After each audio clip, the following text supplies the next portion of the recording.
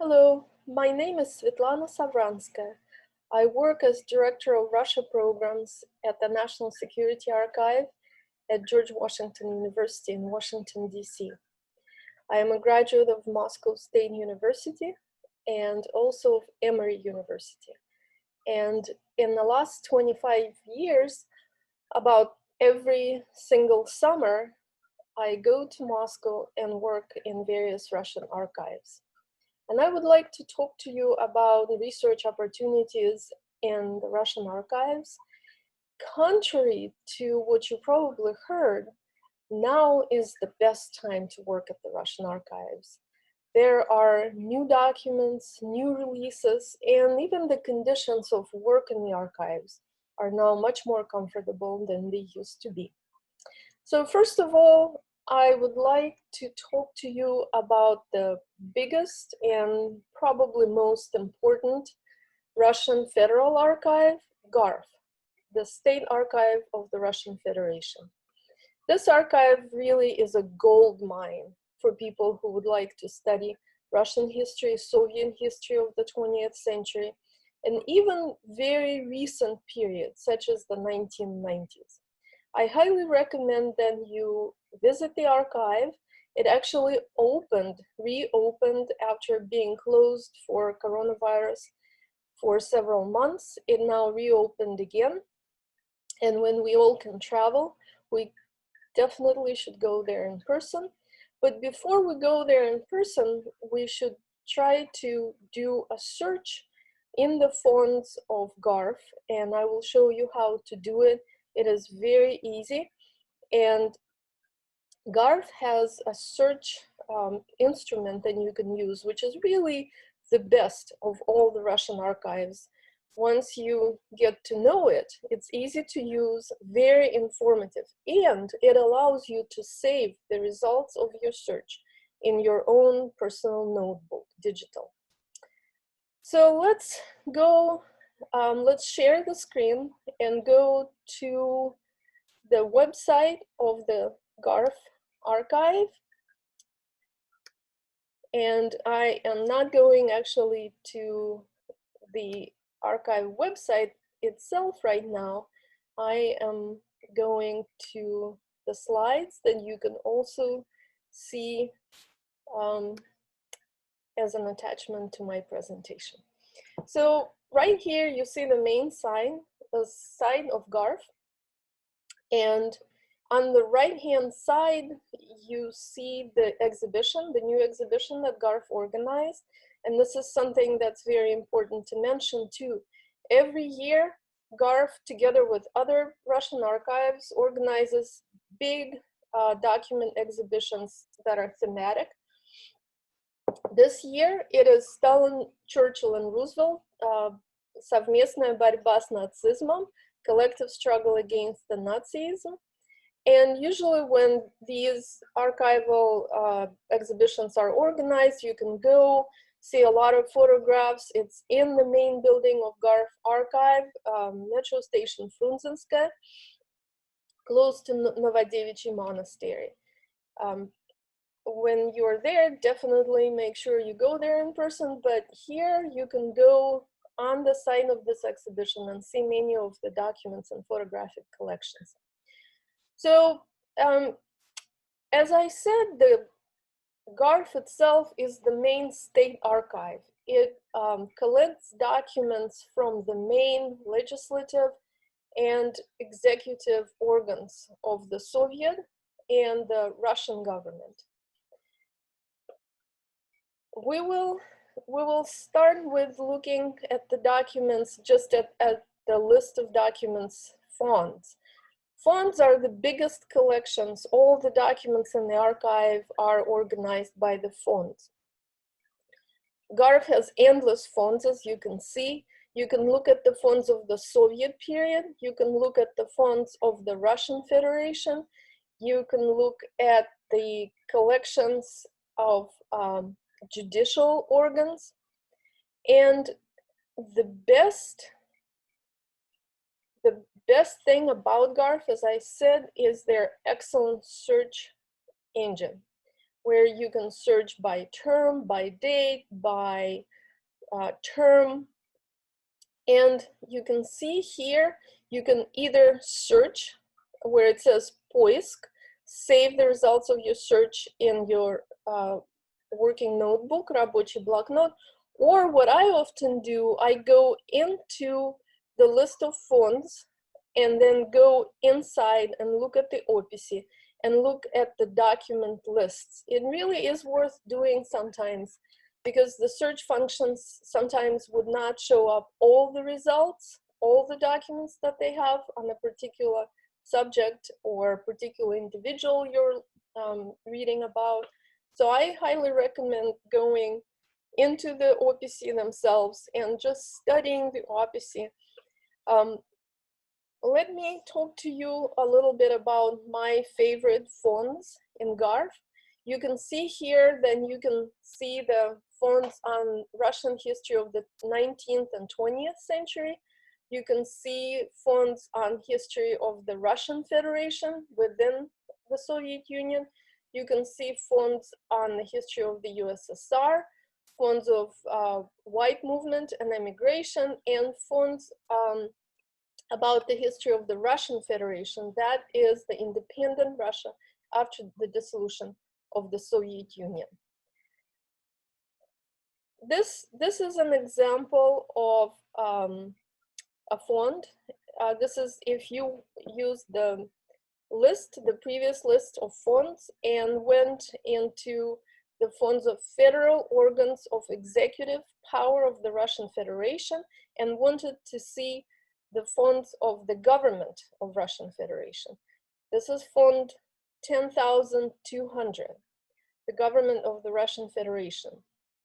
What you can see here is very interesting correspondence between the government of the Russian Federation, different ministries, the Council of Ministries, the Prime Minister, with leaders of the State Duma, the Federal Assembly.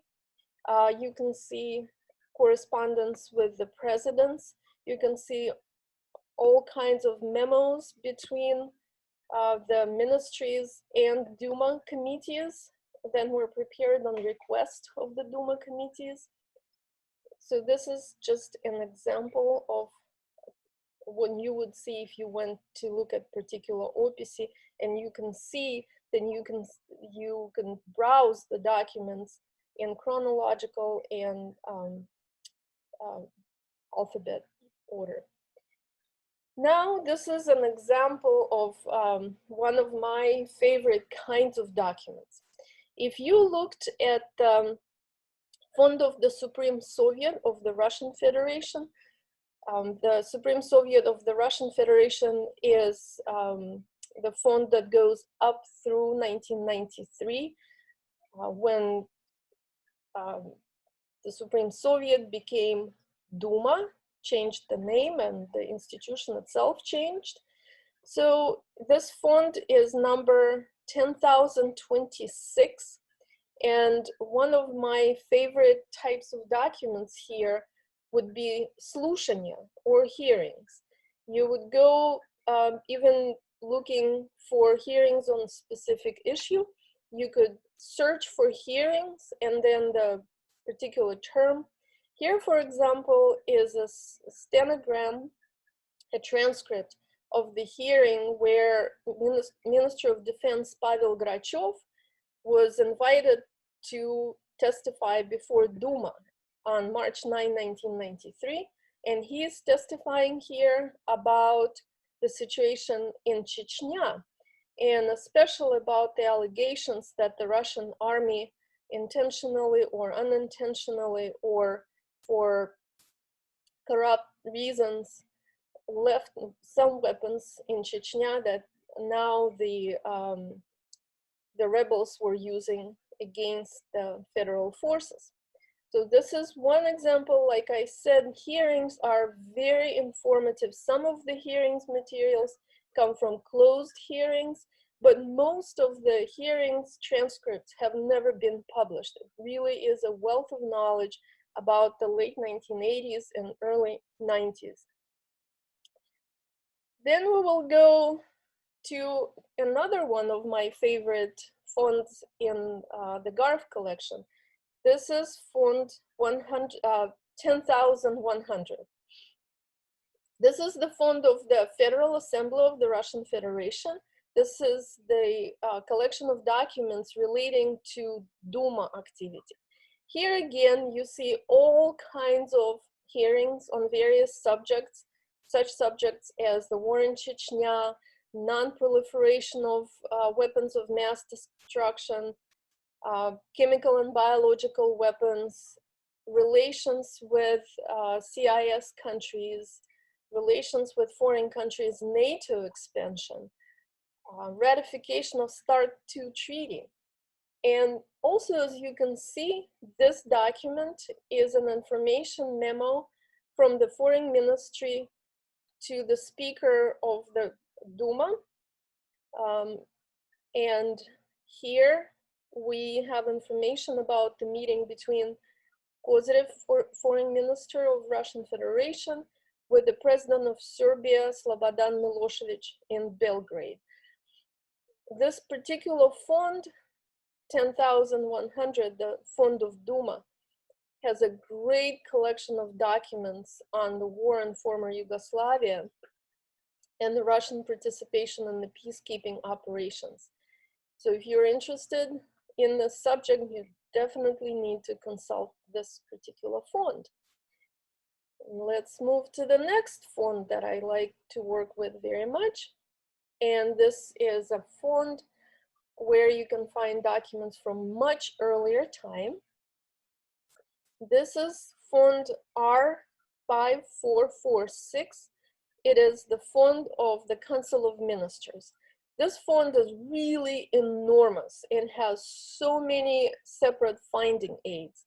So the finding aid that I used a lot is finding aid 120. It is the Secretariat of Deputy Prime Minister Anastas Mikoyan. It contains unique documents about Anastas Mikoyan's foreign trips, his activity within the Soviet Union, his activity also before he became first Deputy Prime Minister as Minister of Trade and Minister of Industry. Here, for example, is a wonderful document where Anastas Mikoyan is meeting with Ernest Hemingway in Cuba during his visit to Cuba in February 1960, which then led to this very special connection between Mikoyan and the Cuban leadership, which later allowed Mikoyan to play a great role in the resolution of the Cuban Missile Crisis. Here, I will stop sharing the screen for just a little bit to talk to you more about GARF and other documents that you find at GARF. It is very important before you go to GARF to do your research really well. It is a well-organized archive, and you can get a lot out of it if you come to the archive with ready list of the documents that you want to see. It is best to write to GARF in advance of your actual visit to request the documents. And that way, if you requested documents 2 weeks in advance, it's better to do it 3 weeks in advance. You will get the documents when you arrive at the archive. There are limits on how many documents you can have, but usually the archivists are very flexible, and you can actually get a little more if you really know what you're doing.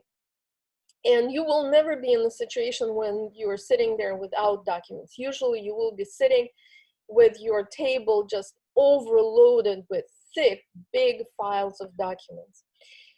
Also, as compared to other Russian archives, GARF has a very convenient system of copying, scanning, and taking photographs of the documents. It's not as easy as in the United States as you might imagine, but if you are persistent and if you know the rules and if you're well prepared, you can spend some time, a couple of weeks there, and leave with a stack of documents that you could read at home. And certainly you can take notes, but you cannot take photographs or scan yourself in the reading room. It is strictly prohibited, and you should not try doing that. One more interesting thing about GARF is that GARF has two buildings, and they are located in two different parts of the city.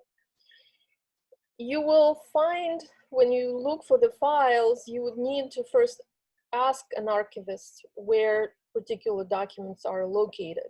Sometimes it's hard to figure out. For example, when I go to Berezhkovskaya Naberezhnaya location, which is on Metro Kievskaya, I usually work with another absolutely unique collection, and it's the fond of Alexander Yakovlev. Alexander Yakovlev was, some people would say, he was the ideological father of perestroika. He was very close to Mikhail Sergeyevich Gorbachev, certainly was in the inner circle of Soviet decision-making during perestroika times. And he donated all his documents, most of his documents, to GARF.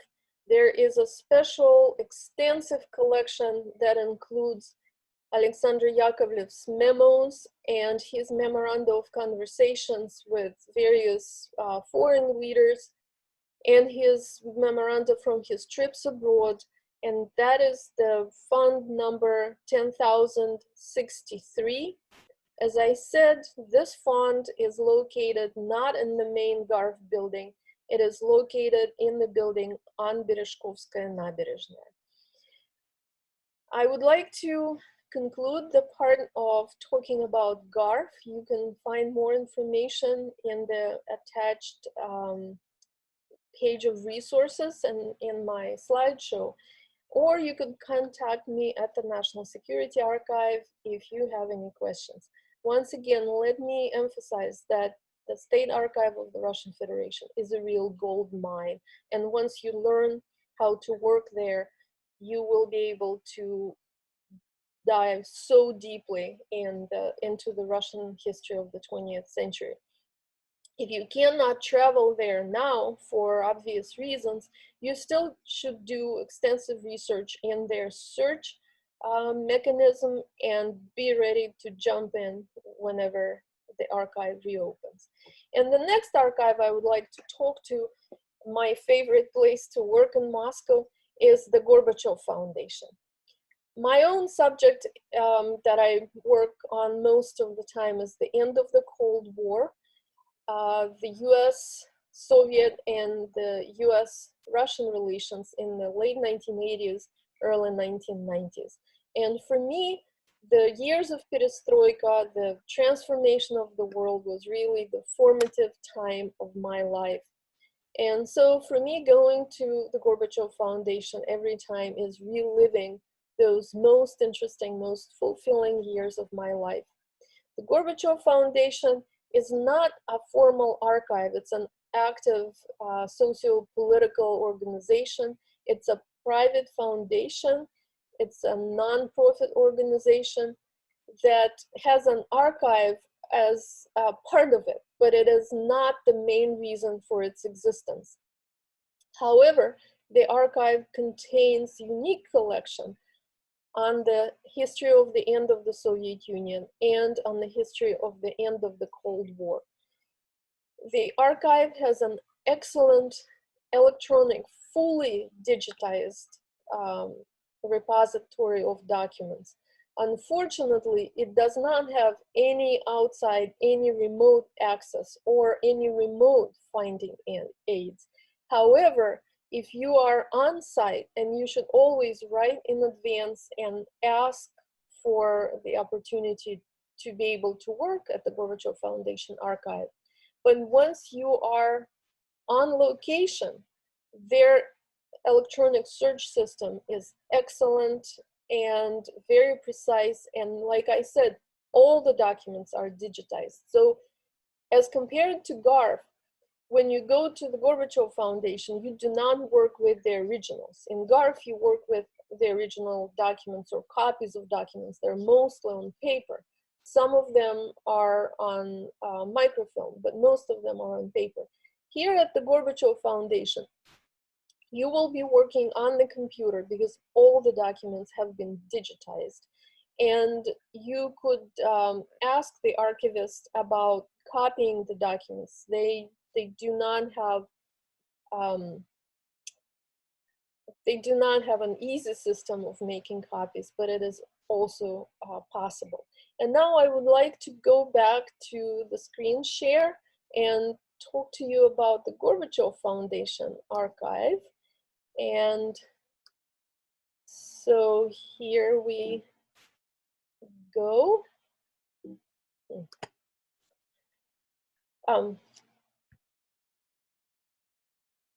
Here is the main site of the Gorbachev Foundation, where you can see the news, the publications of the foundation, the conferences that they organize, Russian and international projects that you might want to take part in. Latest statements by Mikhail Sergeyevich, who is still active. He just made his recent statement on the anniversary of the nuclear bombing of Hiroshima and Nagasaki. And he spoke in favor of abolishing nuclear weapons. It's the cause of all his life.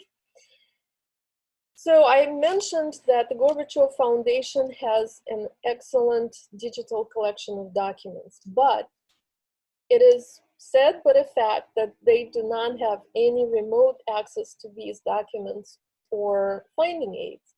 However, there are several very substantive and extensive publications of the documents of the Gorbachev Fund. And here is an example of this publication that you definitely should look at before you go to the Gorbachev Foundation. This publication started several years ago. This is volume 28 of compilation of works. What it means is that the goal of this publication is to collect every word, written or oral, that Gorbachev spoke in various settings and various meetings. Often, however, these documents do not have the words spoken by interlocutors. For example, when you look at the notes from Politburos or statements at the plenums or congresses of the Communist Party, or his activity as the president of the Soviet Union after March 1990, you should look at the end of the volume, because often the end of the volume in the notes section would have the words spoken by the interlocutor. So this is, by today, is the most complete compilation of the Gorbachev Foundation materials, but also materials that the Gorbachev Foundation analysts recovered from other archives. 28 volumes, and the last one covers October 1991. For those people who are interested in the end of the Soviet Union history, you can see the sessions of State Council, Presidential Council, Security Council, once the Politburo loses its importance as the governing body. Another very important publication of the Gorbachev Foundation is the notes of the Politburo of the CCPSU, which was the main decision-making body in the Soviet Union, and it was especially active during the Gorbachev time. Here you can see that it says, based on the notes of Anatoly Chernyaev, Vadim Medvedev, and Georgy Shakhnazarov. It is important to know that this is not a collection of official working notes of the Politburo. Those official working notes, are stored in Rgani, the Russian State Archive of Contemporary History. So here you have the notes taken by three closest assistants, Anatoly Chernyaev, Vadim Medvedev, and Georgy Shakhnazarov. And although these notes are certainly incomplete because they're notes of individuals, they sometimes contain the material that official notes would not contain. describing the situation, describing reactions of certain people, and sometimes even noting the not quite printable expressions that some of the members of the Politburo used. So I highly recommend this collection. It is not complete. The Gorbachev Foundation fonts have complete notes that were taken by these people at the Politburo. But this is the best available, at least it's the best if you are not able to visit the Gorbachev Foundation yourself. And the third publication that I would like to highlight, of course, there are many more publications of the Gorbachev Foundation, and you can find them on their website. These three are the most important document publications. So these are the documents on Gorbachev's foreign policy.